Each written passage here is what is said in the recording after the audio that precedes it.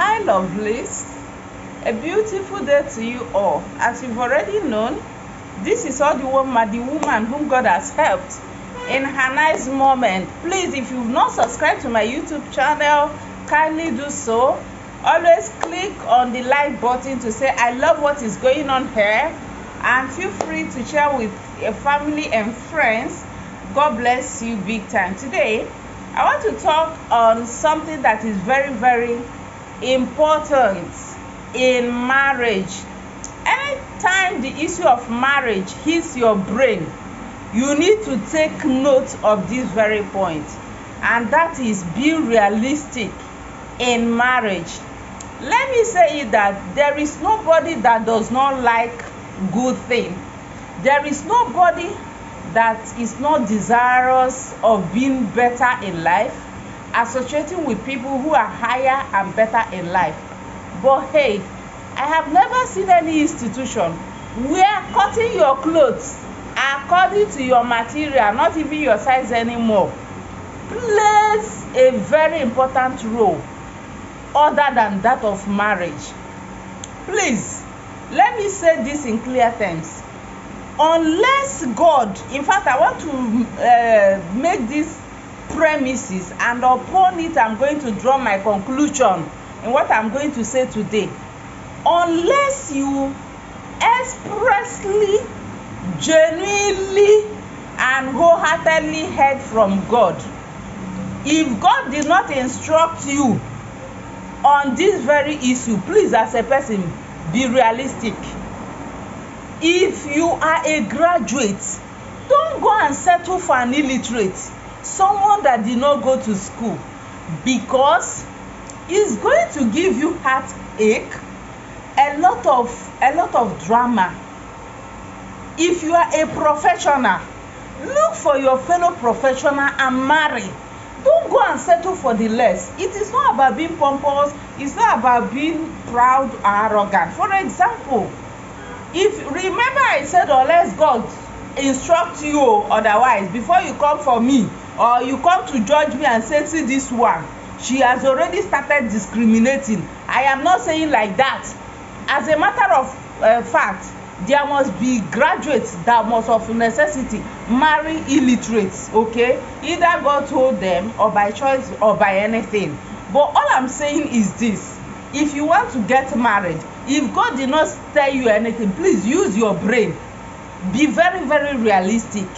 If you go to school, look for someone who went to school like you, who wrote projects and know what it means to be a graduate, and go and marry.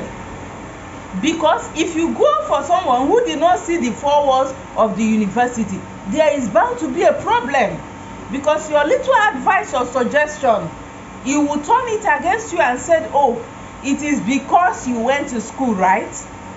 Also, you that is a professional, when you want to marry, it is not in all cases that, okay, oh, doctor will marry doctor, lawyer will marry lawyer, or doctor will marry lawyer, and so on and so forth. But try as much as you can when you want to marry to look for your level in life.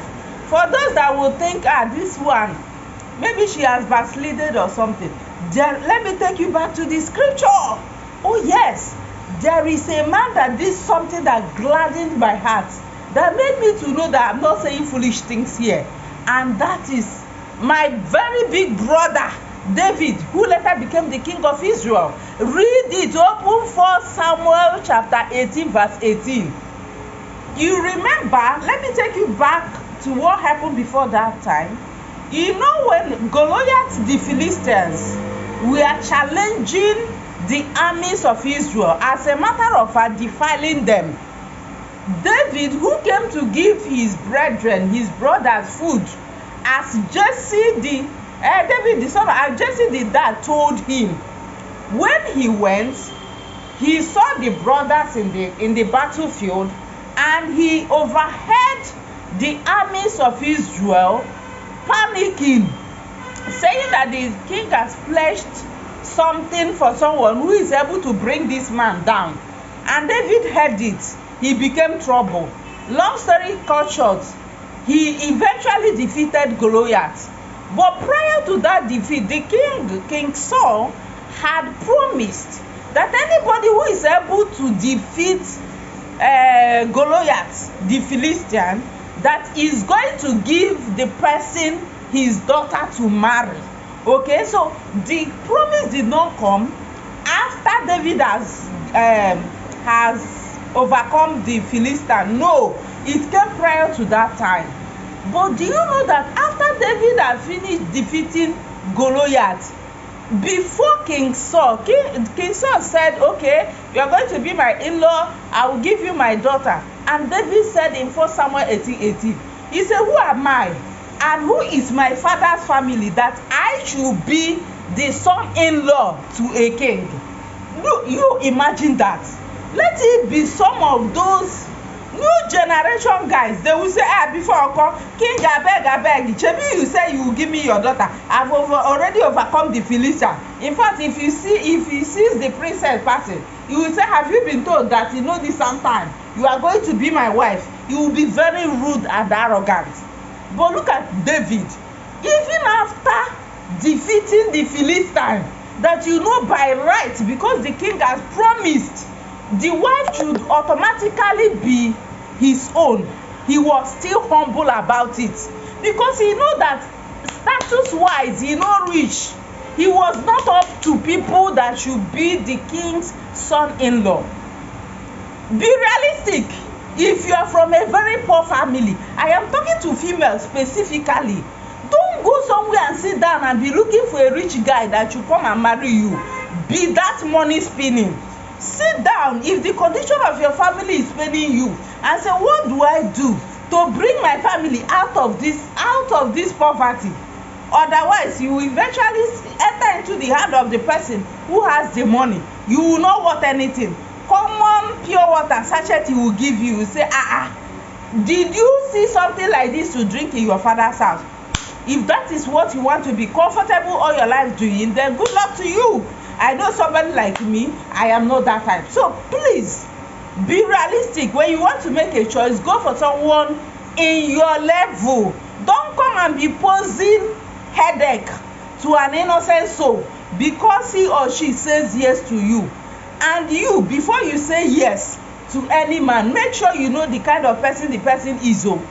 I'm particular right now about graduates that will end up with people who are not graduates, and they will not know the worth or the value of what they have.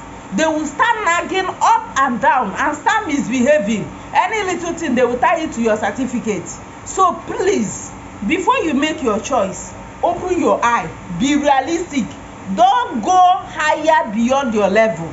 Be that level you're looking for, so that when someone in that class comes to you, you will know that yes, you are relating with people on your level. Me, I don't know how else to say this, but I know some person will misunderstand me. But my prayer is that you will not play the victim, so that some of these funny stories I hear these days will just be eradicated. You be happy, me be happy, no problem. Please take good care of yourself and be good.